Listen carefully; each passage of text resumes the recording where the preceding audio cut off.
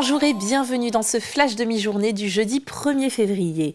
C'est une journée de grève pour les enseignants, un mouvement prévu depuis le mois de décembre, renforcé par les propos de la nouvelle ministre de l'Éducation nationale sur l'absentéisme des professeurs dans le public. Le taux de participation moyen pour l'Académie de Nantes est de 21,9%, 20,2% pour les enseignants du premier degré, 26,2% pour ceux du second degré. Côté collège, le taux de participation à cette grève est de 33,6%. Le mouvement de grogne des agriculteurs se poursuit dans toute la France, mais se calme un peu en Vendée ce jeudi. Le GAB 85, le groupement des agriculteurs bio, rencontre aujourd'hui le préfet de Vendée à 14h30. Pendant ce temps, des exploitations continuent de tourner. Hugues, éleveur de vaches maraîchines et charolaises, est installé depuis plusieurs années à la ferme de Dimry à Trièze. Il s'est confié à Cyril sur son quotidien et les réalités à laquelle il fait face. La ferme de Dimry est implantée au cœur du Marais Poitevin. À sa tête, il y a Sophie Détouche et son mari Hugues. Producteurs de viande bio en élevage extensif, ils font face au quotidien à de nombreuses problématiques, notamment en termes de rémunération. Quand on voit le prix du kilo de viande qui part de notre ferme et quand on voit à quel prix après c'est vendu aux consommateurs, le delta est énorme. C'est là où on peut comprendre le mouvement actuel.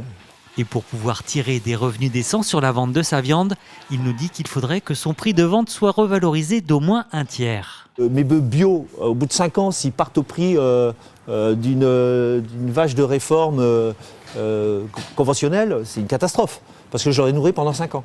En France, selon l'INSEE, en 2021, 18% des agriculteurs vivent sous le seuil de pauvreté et 50% des exploitations agricoles touchent en moyenne 22 200 € par an et par foyer. Les plus mal lotis sont les éleveurs notamment d'ovins, avec en moyenne 700 € par mois. Et en ce qui concerne les éleveurs de bovins, le revenu moyen avoisine le SMIC, avec tout de même un taux de pauvreté qui atteint les 25%. Il ne faut pas niveler vers le bas, il ne faut pas faire moins d'écologie, moins d'environnement. Il faut accompagner les gens qui sont en marche, et il y en a beaucoup, vers l'agroécologie, par les pouvoirs publics et des revenus corrects. Il faut vraiment accompagner tous ceux qui sont en chemin vers des pratiques les plus vertueuses. Autre sujet qui impacte directement cet éleveur, l'importation de viande étrangère. On fait venir de Nouvelle-Zélande de la viande ovine, alors qu'il y a des potentiels de développement de l'élevage ovin en France qui pourraient être extraordinaires, vertueux. Il y a des choses qui se font, mais là aussi, on parle d'accompagnement public. Il faut mettre le paquet en termes de filière. À noter que le ministère de l'Agriculture a annoncé qu'au cours de ces 30 dernières années, la rémunération des agriculteurs a baissé de 40%. Nous apprenons enfin un autre mouvement de grève qui concerne cette fois-ci les entreprises de travaux publics. Des véhicules lourds bloquent actuellement le viaduc de la RD 160 au niveau du giratoire Bernard Palissy à La Roche-sur-Yon. Le viaduc est temporairement fermé à la circulation. La Vendée est le département le moins touché de France par la pauvreté. Il n'en reste pas moins que près de 63 000 personnes sont en situation de pauvreté monétaire, dont 17 000 enfants. Cette étude de l'INSEE, publiée au mois d'octobre, a été présentée à l'équipe de la Banque alimentaire de Vendée. Je me suis entretenue avec une des responsables de cette étude.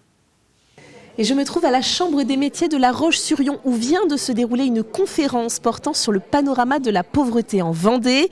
Pour l'animer, c'est Amandine Rodriguez, chef adjointe du service études et diffusion à l'INSEE Pays de la Loire. Bonjour. Bonjour. Alors expliquez-nous déjà finalement comment est-ce qu'on définit la pauvreté ? Alors la pauvreté, c'est pas si facile que ça à définir parce que c'est quand même un phénomène complexe. La mesure qu'on utilise le plus souvent, c'est la pauvreté monétaire, c'est le fait d'être plus pauvres que la majorité des individus. Donc ça, c'est la notion qu'on développe le plus. Après, vous avez aussi la pauvreté institutionnelle, le fait de percevoir un minima social. Et la dernière façon de mesurer, c'est la pauvreté en conditions de vie, donc le fait de subir des privations, en fait, de subir plusieurs privations, comme ne pas avoir de voiture à soi, ne pas pouvoir remplacer ses vêtements usés ou ne pas pouvoir recevoir ses amis au moins une fois par mois. Des choses de ce genre-là. Ces différentes formes se recoupent, mais partiellement. D'accord. Et est-ce qu'en Vendée, du coup, on est plus pauvre qu'ailleurs en France ? Alors en fait, la Vendée, c'est le département le moins pauvre de France, puisqu'on a un taux de pauvreté de 8,9%, quand la moyenne nationale est à 14,4%. Et donc la différence est énorme. Oui, la différence est énorme. Toutefois, il faut relativiser parce que ce 8,9% de taux de pauvreté, ça veut dire qu'il y a 63 000 personnes en situation de pauvreté en Vendée, dont 17 000 enfants. Est-ce qu'il y a des types de profils qui se dégagent particulièrement ? Alors oui, dans notre étude, on a dégagé 6 groupes, 6 profils. Les retraités, les personnes qui sont insérées dans l'emploi, tout un tas de profils sur des personnes non insérées dans l'emploi, à vrai dire 4 profils, les moins de 30 ans, les locataires du parc privé, les locataires du parc social et les propriétaires. Donc tous ceux-là sont non insérés dans l'emploi. La majorité, c'est les retraités. Alors les retraités, oui, sont très présents en Vendée. 37% des personnes pauvres en Vendée sont des retraités. Une dernière question, quel recul est-ce qu'on a sur ces dernières années ? Est-ce qu'on est de plus en plus pauvre ici ou au contraire ? Alors en France, depuis le début des années 70, la pauvreté a nettement reculé. Malgré tout, sur les dernières années, on a un niveau de pauvreté qui est plus élevé que ce qu'il était au milieu des années 2000. L'enquête du comité qu'elle préside bouscule le monde du sport. La députée vendéenne Béatrice Bellamy a rendu public son rapport qui dénonce des défaillances dans le milieu. Paru le 23 janvier, il est le fruit de 6 mois de travail. Alexandre Lenaour l'a rencontré lundi. Voici un extrait de cet entretien. On n'en parle pas. Pourquoi ? C'est parce que bien souvent les témoignages, on les fait à l'intérieur du mouvement sportif, au sein de son association, de son club et de sa fédération. Et puis quand on peut avoir quelques pressions extérieures, eh bien, il y a l'appréhension aussi des représailles. Représailles quand on est sportif, et particulièrement sportif de haut niveau.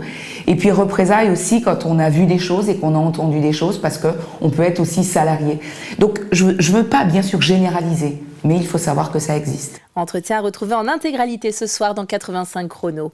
Et ça y est, le Festival de Poupées dévoile enfin l'intégralité de sa programmation. Alors certains noms étaient déjà connus, comme Toto, qui a affiché complet quelques minutes seulement après la mise en vente des billets. Et nous apprenons aujourd'hui la présence entre autres de Pascal Obispo, M. Pokora, Grand Corps Malade, Nada Surf, Matmata, Simple Mind, Zao de Sagazan ou encore Oshi et Calogero. À noter aussi une nouveauté, l'ouverture avec un spectacle de magie d'Éric Antoine. Ouverture de la billetterie le 21 février à 10h. C'est la fin de ce flash. On se retrouve à 18h pour un journal complet. Bel après-midi.